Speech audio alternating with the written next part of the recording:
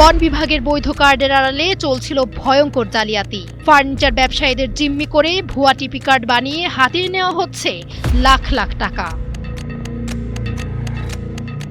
সিরাজগঞ্জের কাজীপুর এখন দেশের অন্যতম বড় ফার্নিচার হাব। নিয়ম অনুযায়ী আসবাবপত্র পরিবহনে বন বিভাগের টিপি কার্ড বা রোড পাস বাধ্যতামূলক এখানে, যা পাওয়ার জন্য কোনো ফি লাগে না, অর্থাৎ সম্পূর্ণ বিনামূল্যে পাওয়া যায়। কিন্তু এই সুযোগটিকে এখন আয়ের পথ বানিয়ে ফেলেছে একটি প্রতারক চক্র।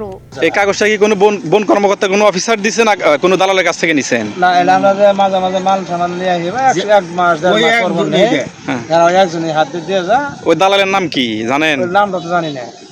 এখন কাকে ফোন দিছিলেন আপনি? এখন বলতেছিলাম এই যে আপনার এই গাড়ির যে মালিক আছে, এই গাড়ি আমার সেবা থেকে নিয়ে আসছি, কিন্তু আবার ওই গাড়ি আবার কাজে করে একদিন 4-5টা আছে, তো তারা গাড়ি দেয় লেবার দেয় আর মাল এলাকায় কিনে জমায়, তখন ওরা ওই কাগজটা এই যে ভাউচারটা তো কত টাকা দিয়ে নিছেন? এটা 1000 টাকা দিয়ে নিছেন না? 1000। আচ্ছা। তারা বন বিভাগের নাম ও সিল স্বাক্ষর জাল করে তৈরি করেছে ভুয়া টিপি কার্ড। প্রতিটি কার্ডের জন্য ব্যবসায়ীদের কাছ থেকে হাতিয়ে নিচ্ছে 1 থেকে 2000 টাকা পর্যন্ত। সালাবার বাজার থেকে নাম জানি না, নাম কি জানি না। কি নাম কি ফোন দেন, তারে ফোন দেন।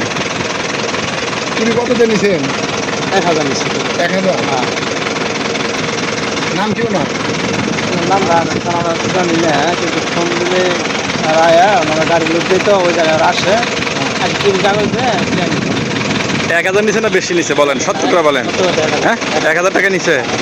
সবচেয়ে আশ্চর্যজনক বিষয় হলো টিপি কার্ডগুলোতে কাঠ আহরণের স্থান হিসেবে উল্লেখ করা হচ্ছে সদর উপজেলার একটি নির্দিষ্ট বাজার। অথচ ব্যবসায়ীদের দাবি বন বিভাগের কিছু অসাধু কর্মকর্তার যোগসাজগ ছাড়া দিনের পর দিন এমন প্রতারণা সম্ভব নয়। তবে এখানে ঘটনা উল্টে যায় ঠিক বিপরীতে। সহকারী বন সংরক্ষক বলেন, আমার সাইন হলেও এটা আমি দেইনি। স্যারকে আপনাদের সামনেই জানালাম যে স্যার এই বইটা কে ইস্যু করেছে এবং এই সাইনটা তো আমার না, এবং এটা কে দিচ্ছে এটা যাতে ওনারা একটু দেখেন, কারণ ডিভিশন থেকে বইটা ইস্যু করে নাম্বার অনুযায়ী, এই নাম্বারের বই আমি ইস্যু করিনি। অভিযোগ উঠলেও দায় এড়াতে চাইছে বন বিভাগ। তাদের দাবি এগুলো তাদের ইস্যুকৃত কার্ড নয়, বরং সম্পূর্ণ জাল। যারা এই কার্ড জাল করছে তাদের বিরুদ্ধে ব্যবস্থাও নেওয়া হবে। যদি আমার কোনো স্টাফ এই জালিয়াতির সাথে জড়িত থাকে এবং সেটা আমি অবশ্যই ইনকোয়ারি করব, এবং যদি আমি দেখি যে আসলেই জড়িত আছে তাহলে অবশ্যই তার বিরুদ্ধে অ্যাকশন নেওয়ার চেষ্টা করব।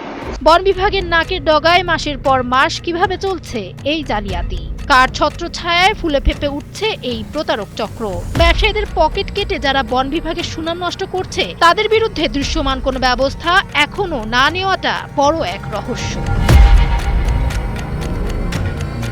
সিরাজগঞ্জ থেকে আজিজুল ইসলামের পাঠানো তথ্যচিত্রে ডেস্ক রিপোর্ট, সময়ের আলো।